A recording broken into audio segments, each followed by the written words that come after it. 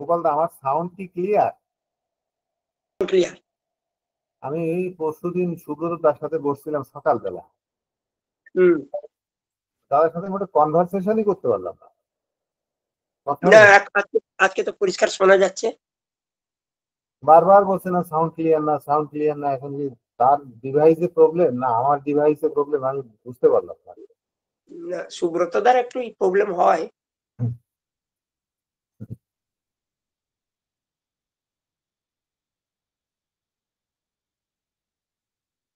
আর একজনের প্রবলেম হয় সাবিরের। সাবিরের ক্যামেরাটা আমার কাছে খুব ভালো লাগছে। সবচেয়ে বেশি প্রবলেম হয় সাবিরের। ক্যামেরাটা কি ক্যামেরা? ও ক্লাস করতে করতে উঠে যায়, অনেক সময় রোগী দেখতে চলে যায়। শুভ সন্ধ্যা। উপস্থিত সকলকে আমার প্রণাম। বিশেষ করে গুরু এবং গুরুমাকে প্রণাম জানাই। আমার সিনিয়র শিক্ষক এবং সহযোদ্ধাদের প্রণাম জানাই।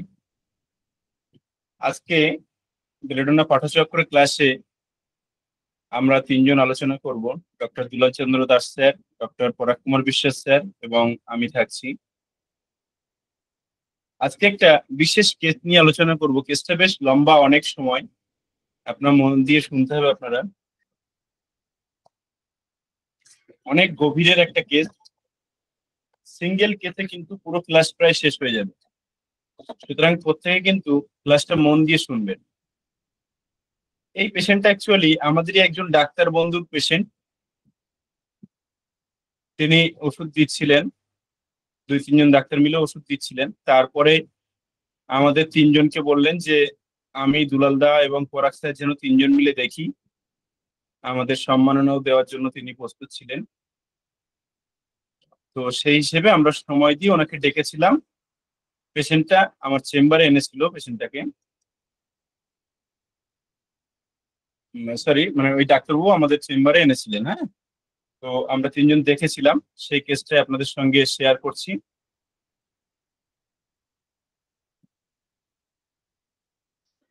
দাদা, আমি শেয়ার করছি। হ্যাঁ, আর কোথাও সমস্যা হলে বলবেন।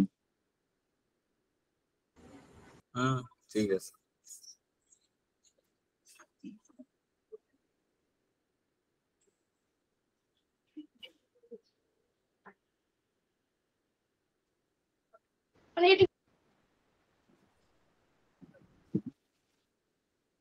কি নাম বলুন? জানি। আর ব্যাপক ধরনের টয়লেট, মানে কি বলবো, 10 মিনিট অন্তর। এমনকি একটা উদাহরণ দেই, যে যেরকম মাগরিবের সময় নামাজ পড়তে যাচ্ছি উজু করে। সবাই শুনতে পাচ্ছেন পেশেন্টের কথাগুলো? Yes sir, yes sir. Okay, মন দিয়ে দেখুন ভিডিওটা এবং শুনুন।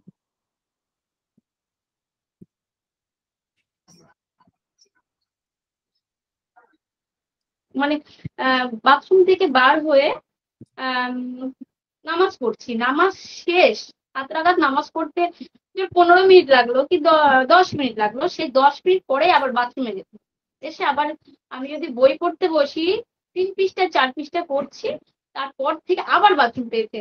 এরকম ভাবে সন্ধ্যার টাইমটা বেশি বাথরুম পায়, টয়লেটটা বেশি হয় বাথরুম। আর যখন জেগে থাকি তো তখন জাগা পর্যন্ত, আর রাত হয়তো 2 ঘন্টা কি 3 ঘন্টা পর পর যেতে হয়। সকাল টাইমটা এরকম বেশি হয়, দুপুরে ভাত খাওয়ার পর একটু বেশি হয়, এরকম। আর সমস্যা তো অনেক রকম আছে। সিস্টেম হয়েছে আমার বেবি হওয়ার পর থেকে। বেবির বয়স কত? 2 বছর বয়স। তারপরে ও হওয়ার পর থেকে ব্লিডিং হতো না, না হওয়ার কারণে ডাক্তারের কাছে গেছিলাম। পাশে আমার যে গাইনো ডাক্তার, যাকে দেখাতাম, উনি আমার রিপোর্টটা করতে বলেছিল। ইউজি করার পর থেকে ধরা পড়েছিল ওটা। তারপরে আমার না হসপিটালে বাচ্চা ডেলিভারি হয়েছিল বলে ওখান থেকে আমার কপাটি পরিয়ে দিয়েছিল, এবং কপাটিটা বার করার জন্য ভীষণ হ্যারেস হতে হয়েছে আমাকে। এমনকি আমার ডিসি পর্যন্ত করতে হয়েছে, আমার ব্যাপক কষ্ট পর্যন্ত হয়েছে, আমার শরীরে ব্যাপক কষ্ট। আমি একটা কাজ করতে গেলেও ব্যাপক কষ্ট হয়, মানে আমি কারোর সাথে ঠিক করে বলতেও পারি না, মানে এত কষ্ট হয় আমার, কিরকম কষ্টটা? মানে মুখ ধরপড় করে বিভিন্ন রকম চিন্তা হয় যে আমার কিছু হবে না তো, এরকম বিভিন্ন রকম চিন্তা হয়। তারপরে বাচ্চাটা প্রচন্ড জ্বালাতন করে এবং সংসারে কাজ বাজাচ্ছে, সব দিক থেকে না আমি পেরে উঠি না, তবুও করতে হয়। মানে রাতে ঘুম হয় না, বাচ্চাটা ঘুমায় না, ঘুমাতে দেয় না, আবার এদিক থেকে যন্ত্রণা হয়। But এটা মানে হাতের একটা সমস্যা আছে, আর এটা হচ্ছে 4 বছর হয়েছে, একটা দরজার ভিতরে গেছিল, এই এগুলোটা রক্ত জমে গেছে, সেখান থেকে এটা মাঝে মাঝে যন্ত্রণা হয়, এত যন্ত্রণা হবে মাথার চুল পর্যন্ত পুড়ে যাবে। এবার ওষুধ খেলে ঠিক থাকে, আবার যাতাই। এবার বাথরুমে গেলে যন্ত্রণাটা বেশি হয় যখন টয়লেট করতে বসি, এবং ঠান্ডা কিছু লাগলে শীতের সময় যন্ত্রণাটা বেশি হয়, বা আগুনের তাপ দিলে ঠিক হয়, এরকম কিছু তাহলে আপনি কিছু ও ক্ষেত্রে পর্যন্ত মানে পড়াবেন? ব্যাপক এই আঙুলটাও। ও বলছি, হ্যাঁ, ঘ পর্যন্ত পড়ান। তারপরে এমনকি ঘ ঘ ঘ স্বামী স্ত্রীদের মধ্যে আমার কোনো চাহিদা নেই, ক খ গ ঘ। যেখানে আমার কোনো চাহিদা নেই, আমার ভয় লাগে যে আমার স্বামী আমার এক জায়গায় থাকতে আমাদের ভয় লাগে, বুঝতে পেরেছি। অসুবিধা হয় বিভিন্ন রকমের, মানে কি বলবো, আমি ভয় লাগে আমি। এটা কি বেবিটার পর থেকে? হ্যাঁ, না বেবিটার পর থেকে ঠিক ছিল, কিন্তু এই যে সৃষ্টি হওয়ার মানে দিন যখন চিন্তা করতে শুরু করলাম যে কি বলবো, বেবি হচ্ছে তো 2 বছর, কিন্তু 6 মাস তো ওসব তো কোনো ব্যাপার না। 6 মাস পর থেকে 2 মাস ঠিক ছিল, 2 মাস পর থেকে হ্যাঁ মানে কোনো ওই নিয়ে না, মানে চিটচিট হয়ে যায়, ভালো লাগে না।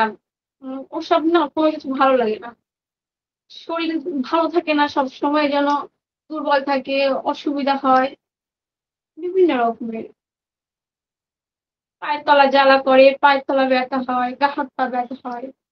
আর ভীষণ যে খাওয়া দাওয়া করি তা না, যে নিয়ম মতো যেটা খেতে হয় সেরকম। আমার ওয়েট ছিল 49, আমার যখন বিয়ে হয়েছে তখন থেকে 49। বাচ্চা বেবি পেটে গেছে তখনও 49, কিন্তু 8 মাস থেকে আমার ওজনটা একটু বাড়তে থাকে, তো সেই ওজনটা আবার কমে গেছিল। এখন আমি খাই না, ডায়েট করে অনেকটাই, কিন্তু ওজন বাড়ছে। আমি যেন দেখছি আমি ভীষণ মোটা হয়ে যাচ্ছি, কষ্ট হয়, কিন্তু আমি যে ভীষণ করি না।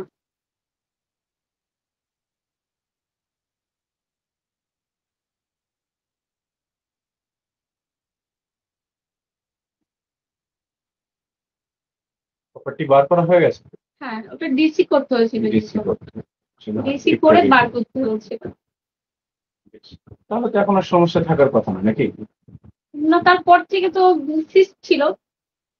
তাহলে তোমার কি মনে হচ্ছে সিস্টের জন্য হ্যাঁ, সিস্টের জন্য এইগুলো? যন্ত্রণা হয় মাঝে সাঝে। বেশ অনেকদিন ভালো ছিলাম, একটা বছর ভালো ছিলাম, কিছু যন্ত্রণা ফন্ত্রণা হতো না, আমি মনে করতাম যে আমার সেরে গেছে কি। তারপরে আলট্রাসোনোগ্রাফি করে দেখলাম যে সারেনি, তারপরে যেন আবার এনাদিন যন্ত্রণাটা বেশি হয়, তারপরে আবার গেছিলাম, দেখি আছে 2 সাইডে আছে, তো শুধু মনে হয় সারবে তো না কি হবে এরকম ভাব। আর অপারেশনের নাম শুনলে ভয় লাগে, যে সিজার করতে হচ্ছে, আমার হাই প্রেশার ছিল, ব্যাপক ধরনের হ্যারেস খেতে হয়েছে বাচ্চা হওয়ার জন্য, ব্যাপক মানে সবাই কষ্ট পায় মা হতে গেলে, অবশ্য আমি মনে করি যে সবার থেকে আমি একটু আলাদাভাবে কষ্ট পেয়েছি, কারণ হাই প্রেশার ছিল, 2 সাইডে ইঞ্জেকশন দিত, পাশ ফিরতে পারতাম না, ব্যাপক ধরনের কষ্ট হয়েছিল। এমনকি সিজার করার সময় আমাকে হাওড়া হসপিটালে হয়েছিল, বলেছিল কেন আরজিকর থেকে আরজিকর ট্রান্সফার করতে হবে, এরকম আমি তখন শুনতে পাচ্ছি ওরা যখন বলছে ডাক্তারেরা।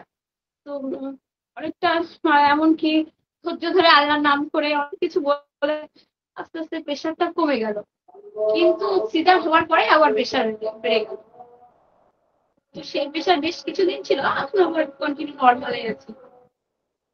কিন্তু বেবি হওয়ার পর থেকে আমার শরীর ব্যাপক ভালো যায় না, এক কথায় খারাপ। সবসময় কিছু না কিছু হতেই থাকে। আর ভীষণ অ্যালার্জির সমস্যা, মাথা চুলকায়। তো কন্টিনিউ হোমিওপ্যাথি খেয়েছি, খেলাম ঠিকঠাক, সঙ্গে সঙ্গে বেরিয়ে যাবে গায়ে।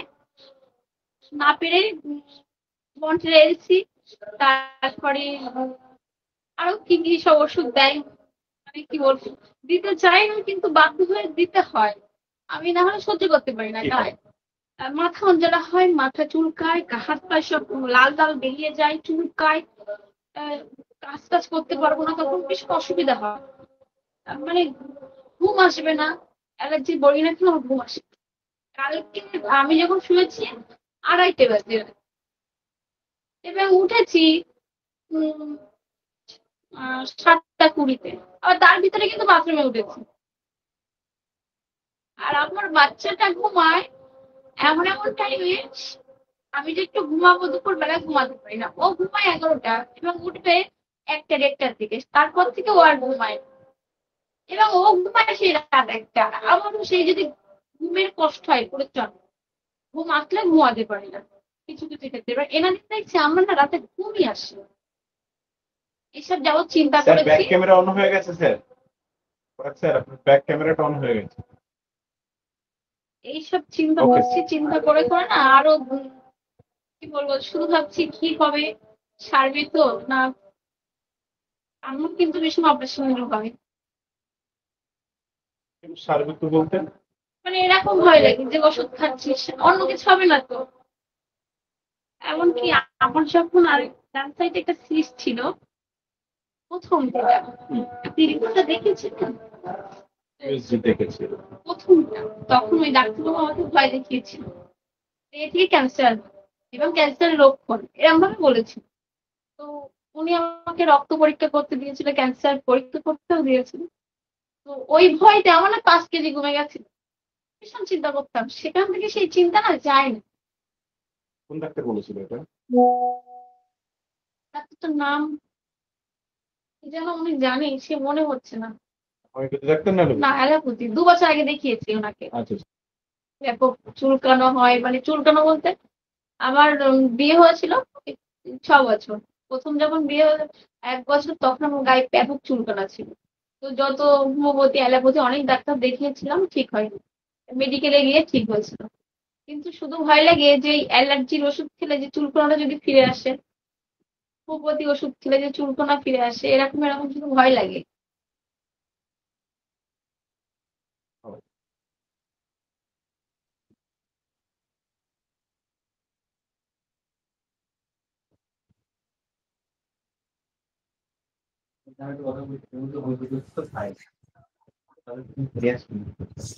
আমি যাবত এখান থেকে 1 বছর হয়েছে, আমি অ্যালোপ্যাথি কিন্তু খাই না, শুধু ওই মানে অ্যালার্জির ওষুধ সিটিজেড বা মন্ট্রেলসি এইগুলোই যা খাওয়া পড়ে। আমি অ্যালোপ্যাথি ওষুধ খাই না, যা কিছুই সমস্যা হোক না কেন হোমিওপ্যাথি খাই, একদম ঠিকও হয়ে যায়। তো আপনি হোমিওপ্যাথি ওষুধ খান, ঠিকও হয়ে যায়, আবার নিজেই বলছেন হোমিওপ্যাথি ওষুধ খেলে যদি আবার স্কিনের ওই প্রবলেমটা ফেরত আসে। না, অন্য অন্য গুলো যেরকম জ্বর হচ্ছে বা মুখের ভিতরে ঘা হয়েছে বা কোথাও পায়ে ব্যথা লেগেছে, এরকম কারণে যদি কোনো কিছু, আগে একবার পড়ে গেছিলাম, ওষুধ খেয়েছি, আম, ঠিক হয়ে গেছে, আমার হাজবেন্ড দিয়েছিল। তারপরে কিছু কিছু ক্ষেত্রে যখন আঙুল যন্ত্রণা হয় উনি ওষুধ দেয়, খেলে ঠিক হয়ে যায়। আবার মাঝে মাঝে ওষুধ, আবার যখন যন্ত্রণা হয় ওষুধ খেলে ঠিক হয়ে যায়, এরকম মানে খেলেই ঠিক থাকে।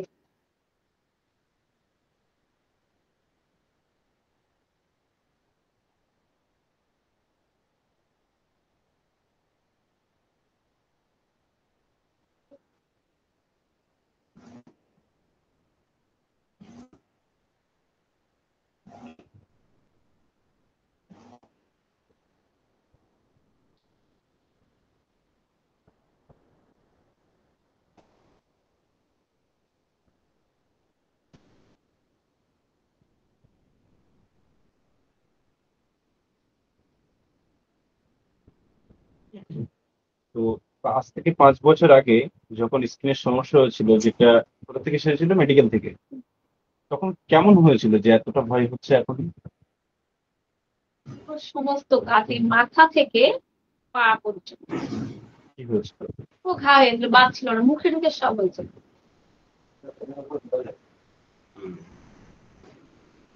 তার গাতে সব ঘা ছিল, ওই জন্য এখন এটা ভয় লাগছে। কিন্তু ওষুধ তো খাও, তাহলে খাও কেন ওষুধগুলো?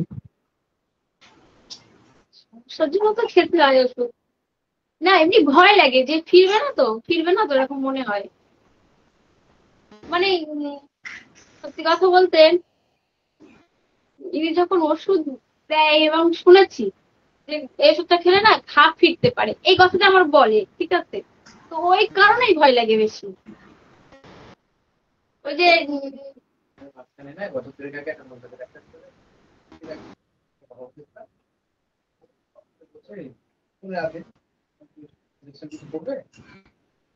বলছি কি দেখি না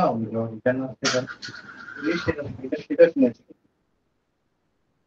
তখন তো আমার এসব লাইন তখন আমার ছিল না, এই তো হয়েছে যাবেন 6-7 মাস আর এই গ্রুপের সাথে ভবিষ্যৎ এই শ্রেণীর মানুষরা মানে এইটা নিতে চাইনি দায়িত্ব, সেটা শুনেছিল, ওইটা ওই শুনেছিল বলে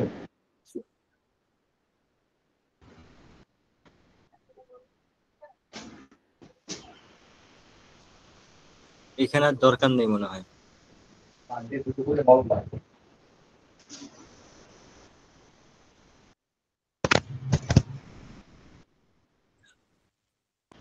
তো ঠিক আছে তাই হবে, ওনার ভালোর জন্যই নিয়ে যাবে।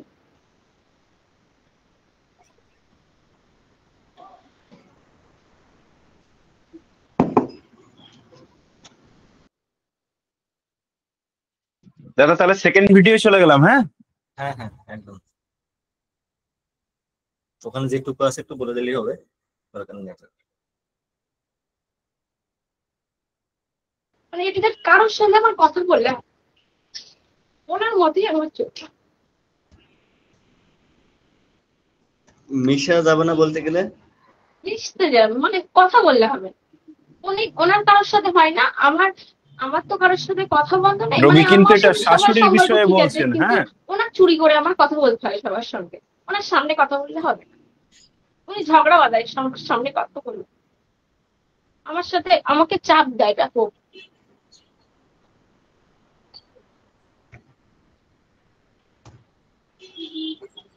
মানে আপনার শাশুড়ি মা যেটা করতে চান না আপনাকে দিয়েও সেটাই করান, এই তো? মানে ওনার কাজ হচ্ছে সকাল 9টায় ওঠা, ওটা আমি হাত টাত খুলে দেই ওনার, আমি সবই করবো সংসারের কাজ বাজ, উনি খেয়ে নেবে, খেয়ে মোবাইল দেখা, বা আমার বাচ্চাটাকে আমি যখন খাইয়ে স্নান করিয়ে হেলায় দেবো তখন হয়তো দোল দিয়ে বাচ্চার সঙ্গে শুয়ে পড়া, ওখানেই শুয়ে পড়বে বাচ্চাটা দোল দিতে দিতে, এবং যাবতীয় প্রত্যেক কাজের খুঁত ধরা, যদি থালাটা মাজা হলো বা কোনো দায়িত্ব যদি একটু সাবানের গুঁড়ো আচ্ছা, লেগে থাকে। এবার আপনার কথা বুঝলাম।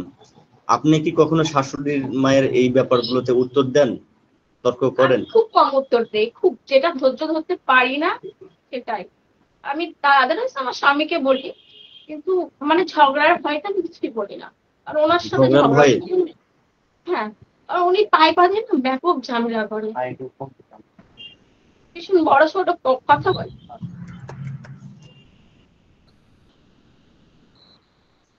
এবং ওনার আত্মীয়টাই আত্মীয়, আমার বাবার বাড়ি থেকে কেউ আসলে সেটা আত্মীয় না, এসব নিয়ে আমি একটু দুশ্চিন্তা করি।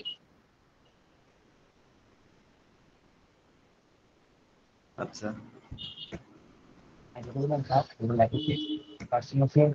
উনি আই থিঙ্ক মানে সারাদিনও আমার একটু হেল্প করে না, কোনো কাজেই হেল্প করে না, শুধু খুদ ধরাই বেড়ায়, আমি কোনটা ভুল করেছি ওনার শুধু সেটাই এনসিপি করবে, যে কোনটা ভুল করেছে সেটাই খুঁজবে, খুঁজে খুঁজে ঝগড়া, মানে বাদল কালে আছে।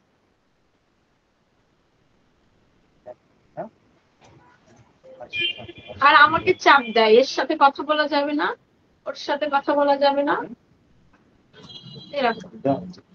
আর কাউকে কিছু দেওয়া যাবে না, মানে সত্যি কথা বলতে আমাদের বাড়িতে চাষবাস হয় তো, তো কলা আছে, মানে অনেক ফল গাছ আছে, আম আছে,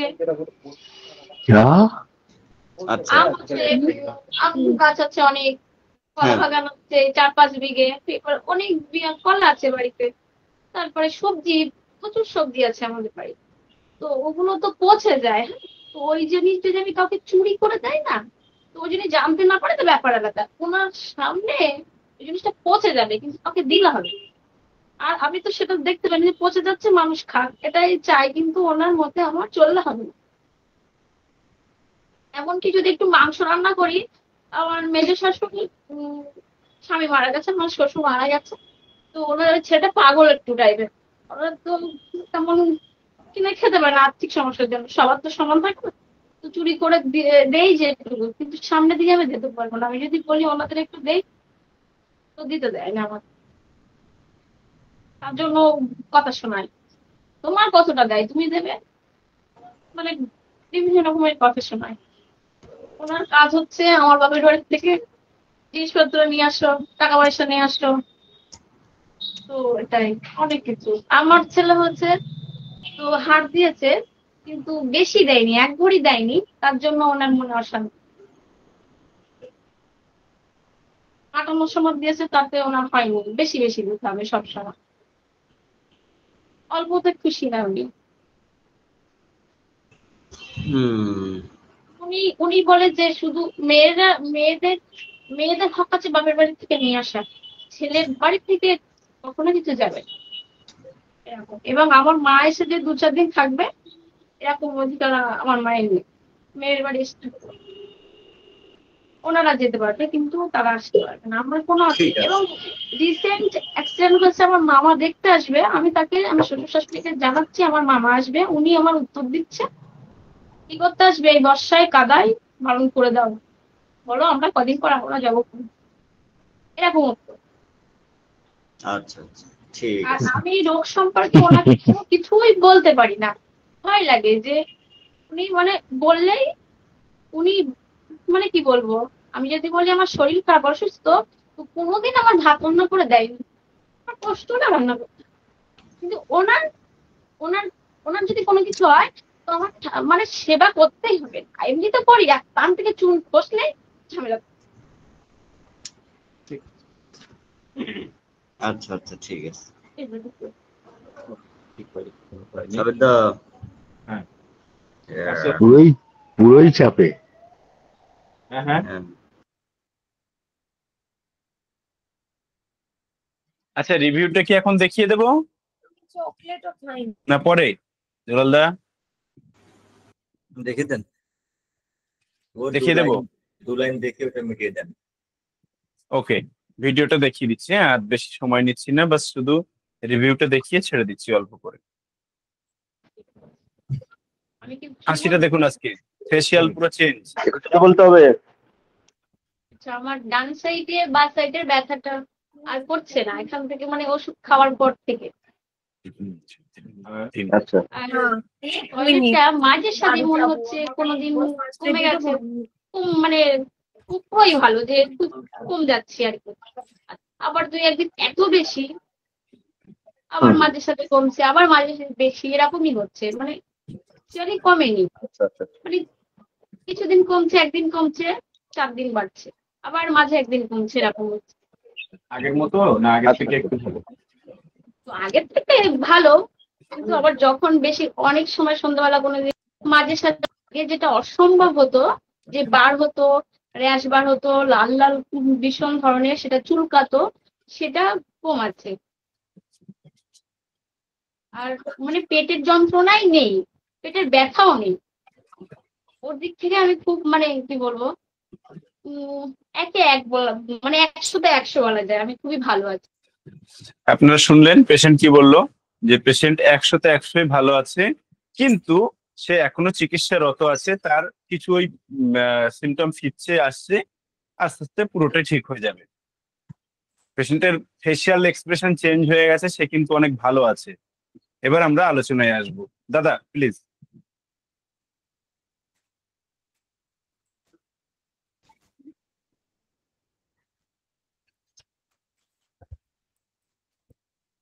হ্যাঁ, আপনারা তো কেসটা শুনলেন।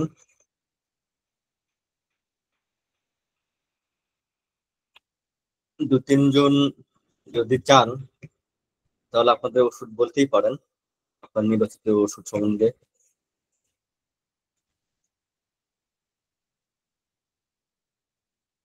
ভূপেশ স্যার।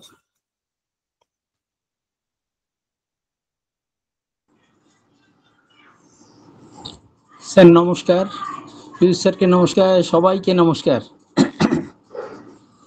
তো যতটুকু শুনলাম বা যেটুকু বুঝলাম আমার মতে সেইভাবেই বলছি। পেশেন্ট তার যে কষ্ট, সেই কষ্টের কথাটা কিন্তু 2-3 বার করে রিপিট করেছে, যে যদি আমার এই অ্যালার্জিটা আবার যদি ফিরে আসে, যদি এই চুলকানির ওষুধ খেলে যদি আবার ফিরে আসে, এটা কিন্তু উনি বারবার রিপিট করেছিলেন। তো আমি ওই জায়গায় ধরেছি যে fair pain of the pain unbearable that the pain will become. আরেকটা জিনিস যেটা উনি বলেছে যে ওনার ভয় লাগছে যে খারাপ কিছু হয়ে যাবে না তো, হবে না তো, মনে হয় এটা সারবে তো। তারপরে একজন ডাক্তার দেখিয়েছিল অ্যালোপ্যাথিক, সে একটা ভয়ও দেখিয়েছে যে ক্যান্সার হতে পারে, এই জন্য টেস্টও লিখে দিয়েছিল। সেজন্য আমি ওখানে ভেবেছি যে উনি একটা ইনজুরিরও ভয় পাচ্ছেন, fear injury being injured of. আর উনি সবসময় যে এই শাশুড়ি অসুস্থ, তাকে কিভাবে যত্ন করবে সব কিছু উনি সময় মতো করে যাচ্ছেন, যে responsibility, taking responsibility to seriously, এগুলো আছে। আবার দেখা যাচ্ছে যে সে একটা ডোমিনেশন কিন্তু হয়েই যাচ্ছে, মানে শাশুড়ির দ্বারা সে কিন্তু ডোমিনেশন হচ্ছে, যে মাইন্ড ডোমিনেশন অফ আদার্স। যে উনি বলেছেন যে কাউকে সাহায্য করতে গেলে শাশুড়ির সামনে করলে হবে না, শাশুড়ির পান থেকে চুন ঘষলে হবে না, এই সবগুলো উনি কিন্তু বলেছেন। তো আমি এই জন্য এখানে ভেবেছি যে এইগুলো আমি 3-4টে রুব্রিক নিয়েছি, নিয়ে আমি ভেবেছি এটা কার্সিনোসিন হতে পারে বা কার্সিনোসিন হবে, এইটাই আমার বিশ্বাস। Thank you sir.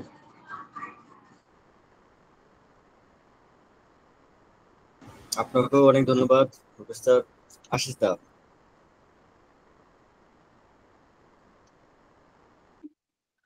নমস্কার সবাইকে। আমি যেটা ভেবেছি এটা হচ্ছে, প্রথম মনে হচ্ছে সে একটা বড় ইমোশনাল স্টেট আমাদের দিয়ে গেছে। সেটা হচ্ছে কি, কথা বলার কিছুক্ষণ পরেই দেখলাম হঠাৎ করে ঝরঝর করে কেঁদে দিল। আর তার সবসময় কিন্তু তার ফ্যামিলি নিয়ে তার কমপ্লেনের অভাব নেই, এটা সেটা সবকিছুই আমরা শুনতে পেলাম। এবং সে মেন্টালি পারসিকিউটেড হচ্ছে ফ্যামিলি থেকে। তো এখানে আর আরেকটা কথা বলতেছিল যে ওটার গুরুত্ব পরে আমার কাছে কমে গেছে, যে রোগটা আবার ফিরে আসে কিনা ওটা অতটা ইমোশন পাওয়া যায়নি। কিন্তু ইমোশনটা ছিল যে প্রথম যখন কান্না করে দিল, আর ফ্যামিলি নিয়ে তার বেশি কনসার্ন, ফ্যামিলিতে সে ডোমিনেট হচ্ছে। তো এখানে আমি একটা রুব্রিক ধরেছিলাম, মাইন্ড উইপিং টেলিং সিকনেস, কি যেন একটা আছে না, weeping telling sickness of heart. এই যে একটা এলিমেন্টস ফ্রম ডোমিনেশন, আর হচ্ছে elements from abuse after being, এই 3টে ধরলে আমার মেডিসিন আসছে এস্টাবিসিক দিয়ে। Thank you sir.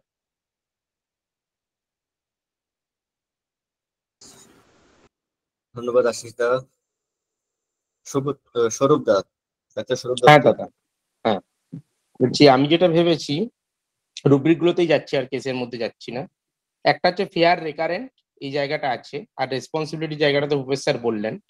আরেকটা যেটা rubric delusion poison, he about to be poison he is, এই জায়গাটা পেশেন্টের মধ্যে একটা ধারণা রয়েছে যদি আবার ওষুধ খেয়ে যদি আবার অ্যালার্জি বেরিয়ে যায়। আর এলিমেন্টস ফ্রম ডমিনেশন আমারও কার্সিনোসিন।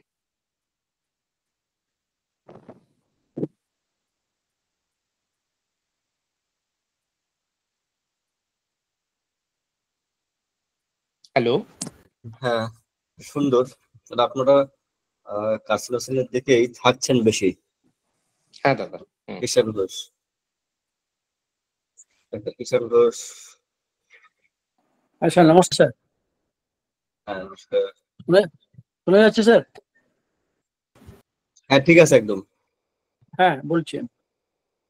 এই পেশেন্টে স্যার যেভাবে মানে আপনার সামনে বক্তব্যগুলো দিয়ে গেল, মানে যে কষ্টের কথাগুলো বললো, উনি কিন্তু কন্টিনিউয়াসলি বলে গেলেন। প্রশ্ন দেখলাম খুব কম হয়েছে এবং প্রশ্নগুলো খুব মানে যেখানে করা দরকার সেখানে, মানে প্রশ্ন না করার মতোই নিজের মতোই উনি কিন্তু বেশ ফ্রিলি বলে গেলেন। বলতে বলতে তার কান্না, দুঃখ, হাসি, লাস্টের দিকে সে কান্না থাকলো না, ঠিক একটা ড্রামার মতন কেস চললো আর কি। তো এই চিত্রটা যদি আমি একটু দেখি তাহলে দেখা যাবে যে ফার্স্ট যেটা রুব্রিক সেটা আমার হচ্ছে লোকাসিটি ওপেন হার্টেড। কেন ওপেন হার্টেড? হার্ট হচ্ছে একটা এমন জিনিস যে যেখানে আমাদের গুপ্ত জিনিস আমাদের লুকানো আছে। হার্ট যেখান থেকে আমরা অক্সিজেন আমরা নিই এবং সেই অক্সিজেনের দ্বারা আমরা বেঁচে আছি।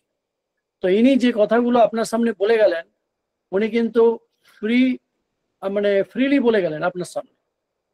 মানে যা কিছু ঘটনা, শাশুড়ি কি করে, কিভাবে উনি তার জীবনটাকে অতিবাহিত করছেন, কিভাবে সংসার চলছে, উনি আর কি কি সব বেনিভলেন্স কাজ করেন, সবই আছে। আর ওই একটা রুব্রিক নিয়েছি লোকাসিটি ওপেন হার্টেড, আর একটা নিয়েছি কেয়ারফুল অফ আদার্স। আমি আর অন্যান্য রুব্রিকে গেলাম না, ও ডমিনেটেড হচ্ছে, পারসিকিউটেড হচ্ছে, ফিয়ার ইঞ্জুরি বিং ইনজুর্ড হচ্ছে, ওইসব ডালপালা ছেটে এই দুটো রুব্রিক যদি নিই তাহলে আমার মেডিসিন আসছে কালিসাল। Thank you sir.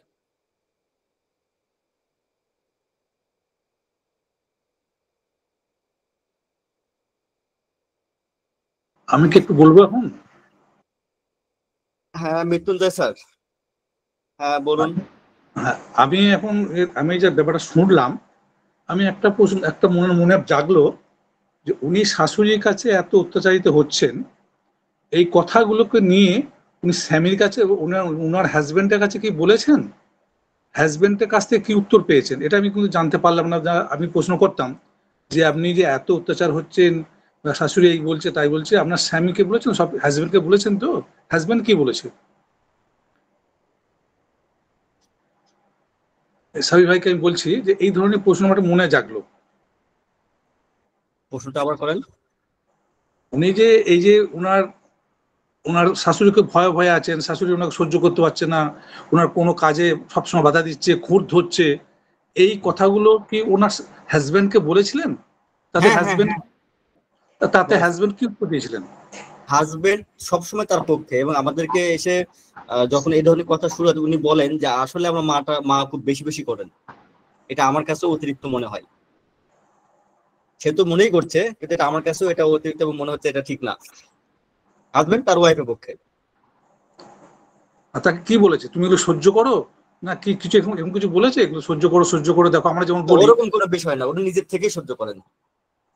আচ্ছা আচ্ছা, উনি নিজের থেকে সহ্য করেন, এবং খুব প্রয়োজন না হলে, খুব মানে দেওয়ালে পিঠ না খেয়ে গেলে উনি কথা কখনোই জবাব দেন না, কারণ জবাব দিতে গেলেই ঝামেলা বাঁধায়, ঝগড়াটা মানে ভীষণ ভালো করে ফেলে। উনি তো দেখলেন না, সবসময় তো খুঁত খুঁজে বের করেন, এবং সে কারণে উনি এড়িয়ে যান ব্যাপারগুলো। আপনি শেষের অংশ মনে হয় ভালোভাবে শুনেননি। শুনেছি, হ্যাঁ, আমি সবকিছু এড়িয়ে যাই, সব উত্তর দিই না, শুনেছি ওটা।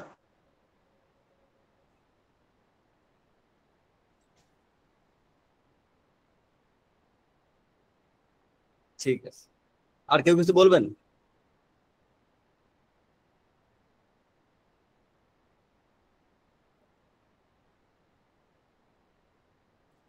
মৃত্যুঞ্জয় কেসটার ফিলিংস নিয়ে কিছু বললেন না তো। ভাবছি যে কি ধরনের কোন দিকে যাবো। আমি ঠিক আছে, একটা দিকে এটা গেল যে স্বামীর তার পক্ষে আছে, হাজবেন্ড তার পক্ষে আছে, তাহলে ঠিক আছে, একটু অ্যাডজাস্ট করে নিচ্ছে। হ্যাঁ, ও তো ইয়ে করলে অ্যাডজাস্টেবল মাইন্ড রয়েছে দেখছে একটু। হ্যাঁ, যে আমি পালিয়ে যাবো, থাকবো না, কিন্তু এত কষ্ট করেও সাথে অ্যাডজাস্টেবল মাইন্ড রয়েছে। আমি আর কি একটু দেখি, চিন্তা করি স্যার একটু।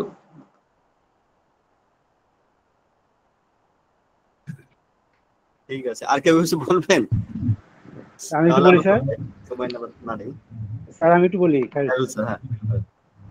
আমি কয়েকটা রুব্রিক দিয়েছি। এলিমেন্টস ফ্রম ইন্ডিগনেশন, তারপর লিখছি elements from money from losing, তারপর লিখছি এলিমেন্টস ফ্রম গ্রিফ সাইলেন্ট, ইনলিং ডিসপোজিশন আর ফেয়ারি কারেন্ট। একে আমার রুব্রিক আসছে নেটমিউ, কারণ সে শাশুড়ি নিজে হইতেছে, তেমন কিছু বলে নাই আর কি, রাগ হচ্ছে স্যার। ধন্যবাদ স্যার।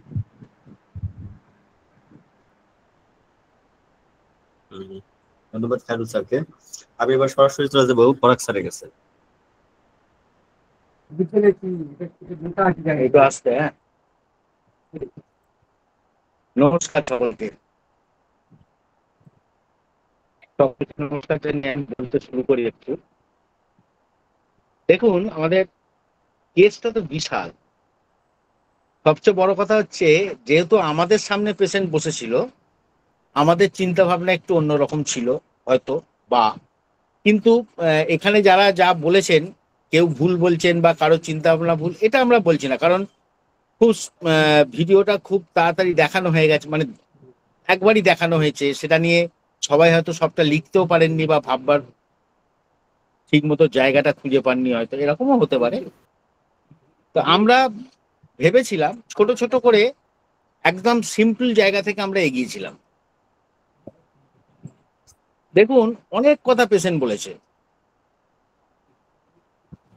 অনেক কথা প্রথম দিকে যখন বলছে, তার কতদিনকার রোগ, কত কষ্ট, হাতের কষ্ট, এমন কষ্ট, মাথার যন্ত্রণায়, মানে মাথায় টাচ করতে পারে না, অনেক কিছু বলছিল।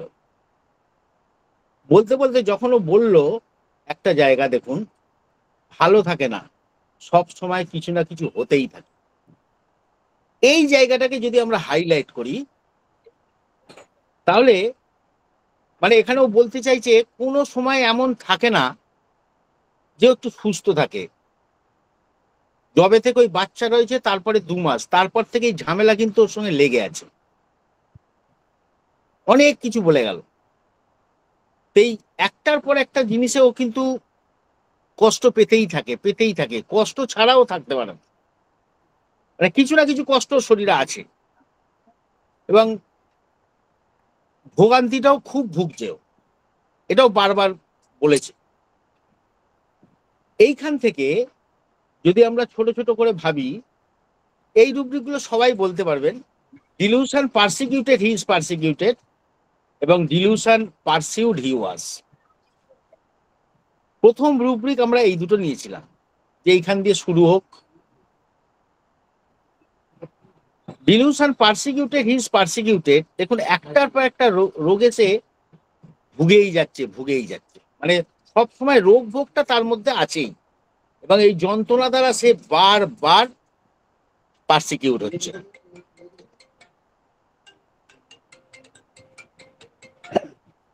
আর এই ফোন ফোন এবার সব ফেলে দিতে হবে। এইখান পর্যন্ত আমার মনে হয় সবাই একমত হবেন আমাদের সাথে, মনে হয় দ্বিমত থাকতে পারে, শেষে বলবেন। হ্যাঁ, কারণ 45 মিনিট অতিবাহিত হয়ে গেছে। তারপরে যদি পয়েন্টটা আমরা ধরি, এই যে এত কিছু বলতে বলতেও একটা জায়গায় বলছে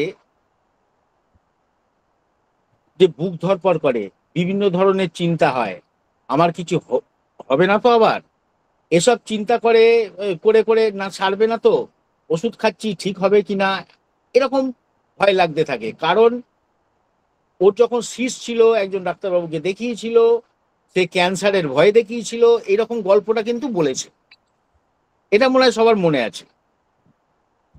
হ্যাঁ, মানে ক্যান্সারের লক্ষণ বা এরম ধরনের কিছু ডাক্তাররা ওকে বলেছিল, পরীক্ষা নিরীক্ষা করেছিল, ভয়েই 5 কিলো ওজন কমে গেছিল, এসব কথাগুলো উনি বলেছেন।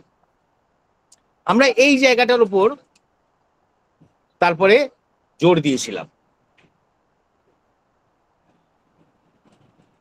জোর দিয়ে আমরা যে রুব্রিক গুলোর উপর গেছিলাম, মানে আরো অনেকটা সবার মধ্যে এই প্রবলেম গুলো দেখেই ধরা হয়েছিল, অনেক সময় একই রকমের কথাও বারবার বলেছে। তো রোগ সম্বন্ধে যে ধরনের কথা বলেছে, তাতে আমাদের মনে হচ্ছে anxiety health about own health once, এই রুব্রিকটা তখন আমরা নিয়েছিলাম। ফিয়ার ডিজিজ অফ ইম্পেন্ডিং, সহজ সহজ একদম, যেমন যেমন বলেছে আমরা তেমন তেমন ওই জায়গাগুলোকে ধরে রুব্রিকগুলো ধরেছি। Phenomena fear cancer of, fear cancer of, doctor বলেছিল ওই পুরা কানে গেছে, তারপর থেকে একটা মাথায় এটা ঘুরছে। ফিয়ার ডিজিজ অফ ইম্পেন্ডিং, কি না কি হয়ে যাবে, কি সব কি মানে কোন রোগ থেকে কোন রোগে যাবে, এইসব নিয়ে একটা ভয়।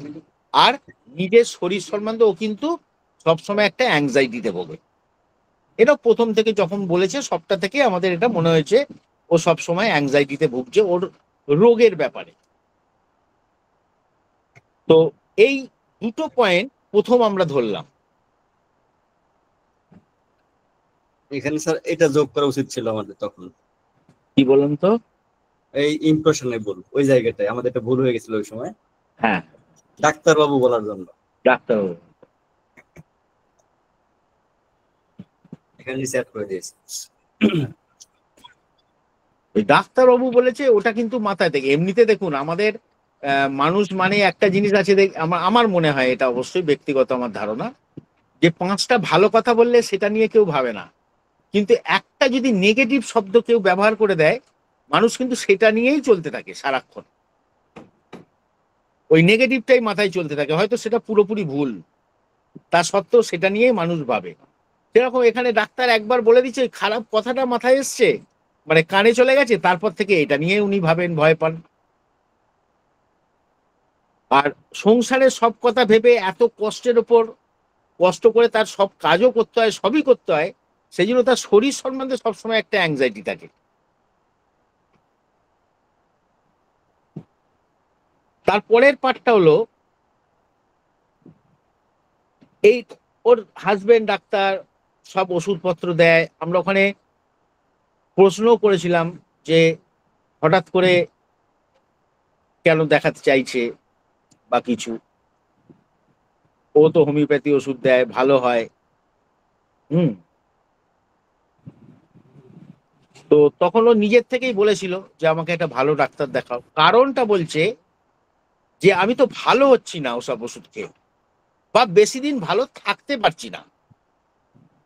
মানে ওর চাহিদাটা ছিল অ্যাকচুয়ালি পুরোপুরি রোগ থেকে মুক্তি পাওয়া, মানে রোগটা যেন পুরোপুরি সেরে যায়, এই রোজের অশান্তি পারসিকিউটেড ব্যাপারটা যেন ওর মধ্যে না থাকে। এইটা ওর মধ্যে একটা খুব আস্তে আস্তে দীর্ঘদিন ধরে ভুগতে ভুগতে এখন ওই জায়গাটাতে এসেও পৌঁছেছে যে আমাকে একটা ভালো ডাক্তার দেখানোর কথা ওই জন্য বলেছে। তো এইখানে এই কথাটা থেকে যে সহজ রুব্রিকটা আমরা নিয়েছিলাম সেটা হচ্ছে ফিল ডিজায়ার। মানে এইখান পর্যন্ত এই 3টে শেডে আমার মনে হয় কোনো রুব্রিকে কারোর অসুবিধা থাকার কথা নয়, মনে হয় আমার। এবারে যাব সব থেকে বিতর্কিত জায়গা, যেটা ভূপেশ স্যার সবাই যে জায়গাটাতে ঢুকেছিলেন সেই জায়গাটাতে। দেখুন কি অদ্ভুত ব্যাপার, ভাসুর এই কোন ফুসশ্বশুর মারা গেছে না যার শ্বশুর মারা গেছে, তার একটা পাগল ছেলে তাকে একটু মাংস নেদেছে একদিন, একটু দিতে গেছে, সেটা নিয়েও অশান্তি। মানে সে কারোর সঙ্গে কথা বলবে সেটাও ওনার পারমিশন লাগবে, সে কোনো কিছু করবে আশপাশে কারোর সঙ্গে সম্পর্ক রাখবে কি রাখবে না সেটাও বলে দেবেন ওনার শাশুড়ি। ওনার মা আসবেন কি আসবে না, যা কিছু হবে সব কিছু কিন্তু শাশুড়ির পারমিশন চাই। শাশুড়ি হ্যাঁ বললে হ্যাঁ, শাশুড়ি না বললে না। এখানে কোথাও যেন মনে হচ্ছে না ওকে একটা জায়গায় আটকে দিয়েছে বা বেঁধে রেখেছে, এইরকম একটা ভাব আমাদের মনে তখন এসেছিল। কি অদ্ভুত, মা আসবে বলছে না বলে দিচ্ছে, কে মামা আসবে বলেছে তাকেও বলে দিচ্ছে আসতে হবে না। অদ্ভুত, আমাদের বাড়িতে এরকম তো কেউ বলে না, একটু অদ্ভুতই লেগেছে আমাদের। তো এখানে অনেক রুব্রিক তখন নেওয়া হয়েছিল বসে বসে। একটা রুব্রিক দেখুন, ফার্স্টেরটাই ইলিউশন ইমাজিনেশন প্রিজনার হিজে। এটা প্রিজনার ছাড়া আর কি, এটা প্রিজনার ছাড়া কি অন্য কিছু? কিছু তো নয়। ও তো সেই জেলখানার কয়েদিদের মতো, ইউরিন করতে যাব তার জন্য পারমিশন লাগবে, যা কিছু করবে সবেতেই পারমিশন। এই যে ব্যাপারটা, এর আগের সিলেক্ট একটা দিবেন প্লিজ।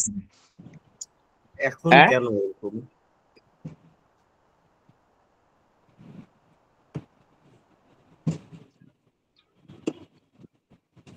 এখানে আমার মনে হয় এই জায়গাটাতে সবার মনে হয় বুঝতে খুব একটা অসুবিধা হবে না। ওনাকে অ্যাকচুয়ালি কি করছে, ওনার ওপর টর্চার করছে ধরবো, না কি করছে ধরবো?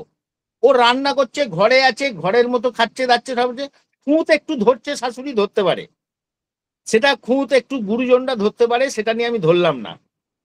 কিন্তু ওকে অ্যাকচুয়ালি করছে কি, আশপাশের কারোর সঙ্গে মিশতে দেবে না, এবং নিজের বাড়ির লোক, ভাসুরের ছেলে না এর ছেলে, তার সঙ্গেও তাকে একটু মাংস দেবে বলেছে, সেটাও ওইটা বলতে গিয়ে উনি প্রায় কেঁদে ফেলেছেন, যে পাগল, একটু পাগল মতো আছে, একটুখানি ওর শ্বশুর মারা গেছে, ভাবলাম ওকে একটু মাংসটা করে দিই, সেটাতেও ওনার শাশুড়ির আপত্তি। তো এই যে ব্যাপারটা, এটা আমাদের মনে হয়েছে, এটা আমরা মানে খুব স্বতঃস্ফূর্ত ভাবে খুব একটাই কথা তিনজনেই তখন বলেছিলাম, এটা আমাদের মনে হয়েছে ওনাকে একটা জায়গায় আটকে দেয়া হয়েছে, উনি একটা জায়গায় আটক হয়ে গেছেন। এবং তার জন্য কি হচ্ছে দেখুন, রোগ একদিকে, তার রোগে জর্জরিত, রোগগুলো তাকে একটা জায়গায় আবদ্ধ করে দিয়েছে। আবার বাড়িতে শাশুড়ির এই যে মিলিটারি মেজাজ, মিলিটারি বলবো বা পুলিশগিরি, এইটার জন্য ও আরো বেশি একটা জায়গায় আটকে গেছে। এখান থেকে এই রুব্রিকটা আমরা নিতে পারি। তার ফলে কি হচ্ছে, তার মধ্যে যে একটা মানুষের মধ্যে যে নিজস্ব একটা নমনীয়তা ভাব, সেটা কিন্তু সে হারিয়ে ফেলেছে। মানে তার মধ্যে আর আসছে না, বা এলেও সে দেখাতে পারছে না, কিছুই করতে পারছে না। মনে হচ্ছে সে আর নমনীয় নয়, সেও একটা কঠিন ওই হান্টার নিয়ে ঘুরবে এরপরে, মানে তাকে ওরকম তৈরি করে দেয়া হচ্ছে, তুমি এটা করতে পারবে না। মানে অ্যাকচুয়ালি যেটা আমরা বলি যে খুব সফট ইমোশন সবাইয়ের মধ্যে থাকে, যেটা ওর কাছ থেকে সেই সফট ইমোশনটা যেন কেড়ে নেওয়া হচ্ছে, ওকে শক্ত করে দেওয়া হচ্ছে। Body seized up and turn to stone will, মানে তার শরীর আছে, মন আছে, রোগও আছে, এবং শাশুড়ির এই শক্ত জিনিসের জন্য তার শরীরটার সিজড হয়ে যাচ্ছে একটা পাথরের মতো। মানে আমি আছি, আমার মন নেই, মনটা শক্ত হয়ে যাচ্ছে, ওগুলো আমি করতে পারছি না, সবকিছু বাঁধা পেতে পেতে আমার মনটাও স্টোন হয়ে যাচ্ছে। নিজেকে, নিজের ইচ্ছা, নিজের মনের ভাব, নিজের সবকিছু, এই যে বলার একটা নিজের যে ইচ্ছা, সেগুলো আমি বলতে পারছি না বলে আমি নিজেকে নিজের মধ্যে বন্ধ করে নিচ্ছি, লকড হয়ে যাচ্ছি নিজের মধ্যে। কারণ আমার মনের ইচ্ছা, মনের ভাব, মনের সবকিছু আমি ওখানে প্রকাশ করতে পারছি না। সেই জন্য আমি নিজের মধ্যে নিজেকে লক করে নিচ্ছি। এটা ওর মনে হচ্ছে আমি এখন এই অবস্থায় আছি।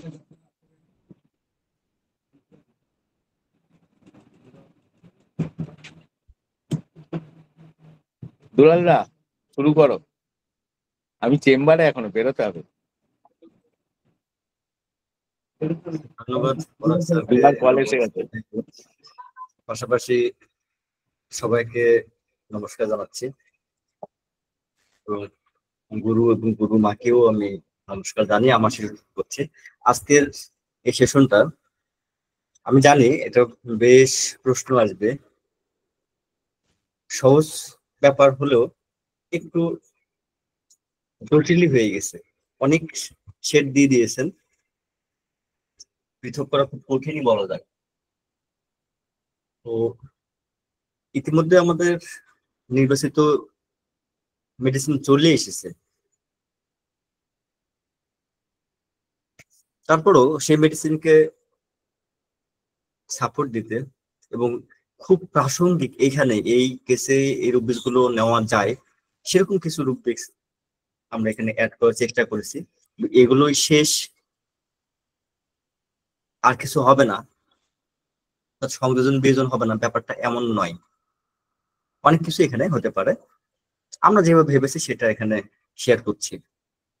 এতক্ষণ যেটা স্যার পড়ালেন, বিশেষ করে আগের স্লাইডটা ভেতর ইমোশন যে পার্টটা, তো সেখান থেকেই শুরু ছিল। সে নিজেকে প্রিজনার মনে করছে এবং এমন একটা অবস্থা সেখানে নিজের সাথে নিজেকে সময় কাটাতে হচ্ছে, নিজেকে মেলে ধরার কোনো সুযোগ নেই, বন্দী হয়ে আছে শাশুড়ি দ্বারা। শাশুড়ি তাকে শোষণ করছে ওভাবেই, যা বলছে তাই। এবং ব্যাপারটা এরকম যে ওই জায়গার মধ্যে আটকে রেখেছে, এবং জেলখানা যেভাবে একজন বন্দীকে আটকে রাখা হয়, যেখানে তার ইচ্ছা মতন কিছু করতে পারা যায় না বা করতে পারে না, সেরকম।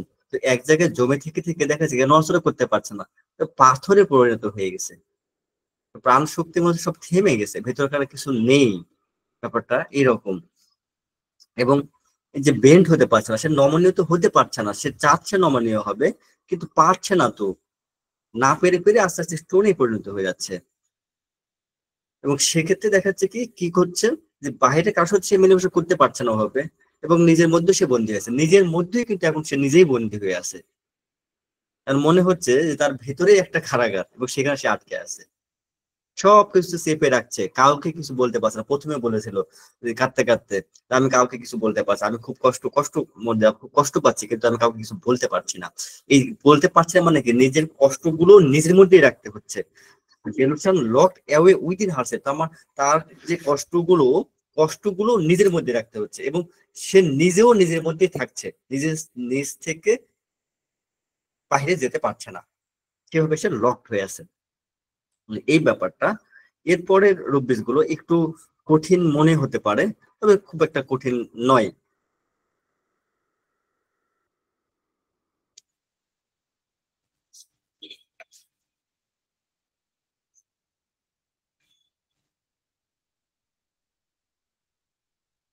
প্রথম এখানে যে রুব্রিক্সটা দেখতে পাচ্ছেন,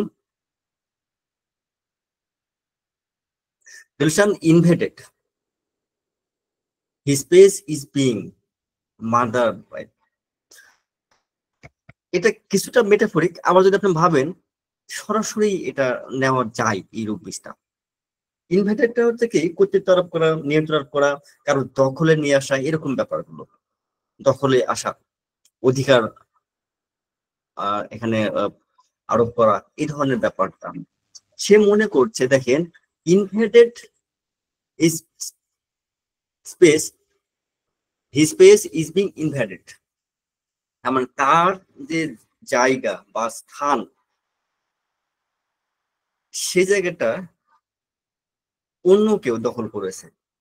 এই পর্যন্ত আমরা ভাবি অন্য কেউ নিয়ন্ত্রণ করছে, ব্যাপারটা এরকম। বাই মা দ্বারা, এখানে মা দ্বারা যদি আমরা বলি, মা শাশুড়ি মা হস্তক্ষেপ কে করছে?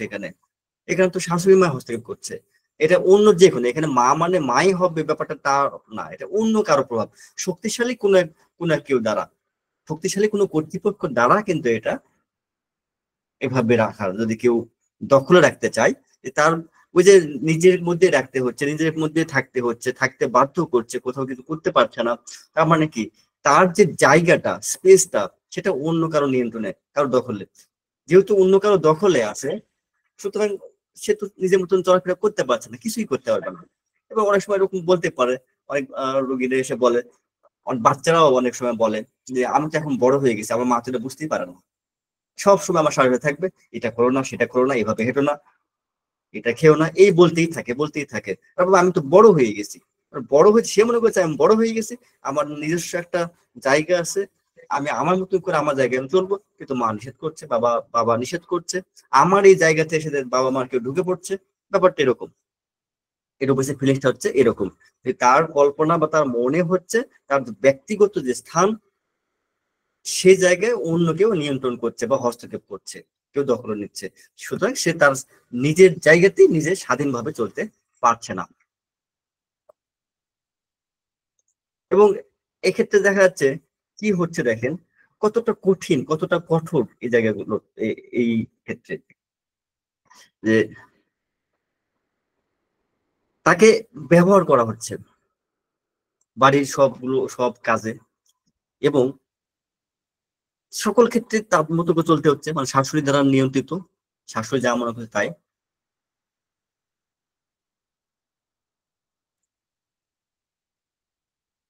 এবং শেষ পর্যন্ত দেখেন এমন হচ্ছে, তার মামা তাকে দেখতে আসবে, যখন শাশুড়িমাকে বলা হলো, শাশুড়িমা বলছে না আসার দরকার নেই, এই বৃষ্টি কাদার মধ্যে কি দরকার আসার, এরকম একটা ব্যাপার যে তুমি নিষেধ করে দাও, তুমি বলো কয়দিন পর আমরা যাবো।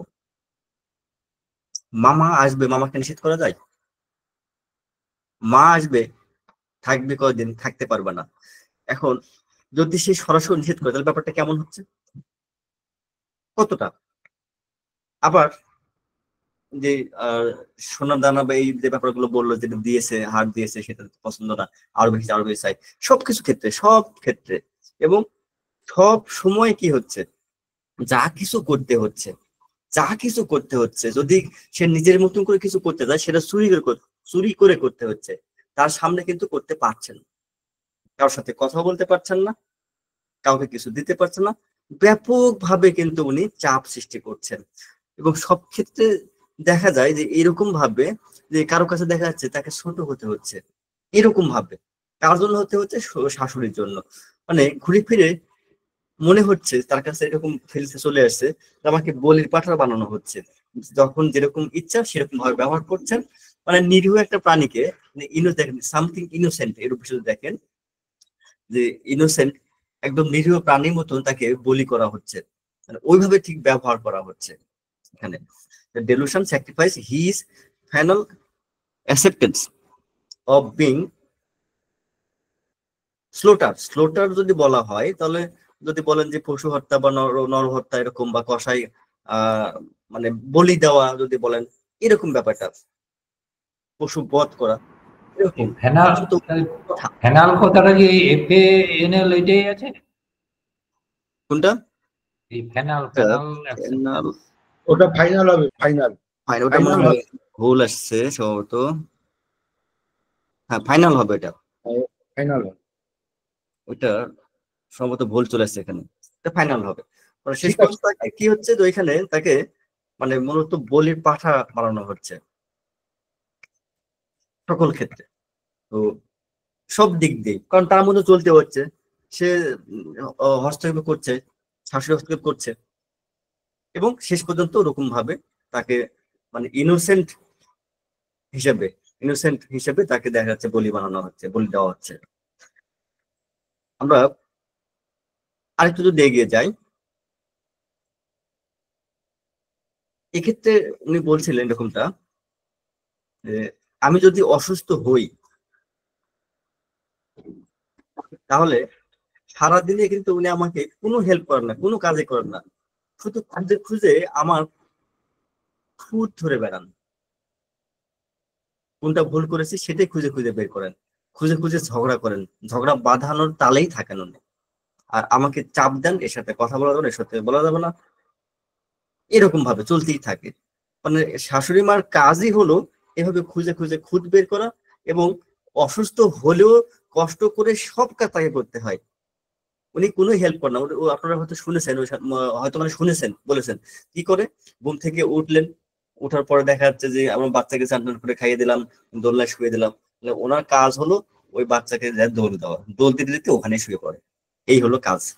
আর কাজ কি, সারাদিন তার খুঁজে খুঁজে তার খুঁত বের করা, এরকম একটা ব্যাপার। এখানে অনেকগুলো রূপ আসতে পারে। এই যে তার যে এখান থেকে তার যে ফিলিংসটা, কি ফিলিংস আসলো, সে মনে করছে যে পারসুইট রানিং স্ক্যাড, একটা ভয় সবসময় তার উপর জড়াচ্ছে, মানে এই যে খুঁজে খুঁজে খুঁজে খুঁজে খুঁত বের করছে, একটা ভয় তাকে তাড়া করছে সব সময়।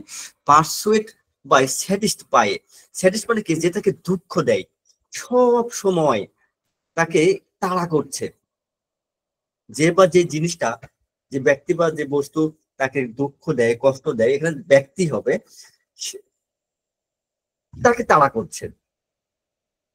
এখানে কে, এখানে তার দুঃখের কারণ কি, দুঃখের কারণ তার শাশুড়ি, তার এই কষ্ট, মনোকষ্ট এর কারণ হলো শাশুড়ি, সে তাকে তাড়া করছে, তার ধারণা।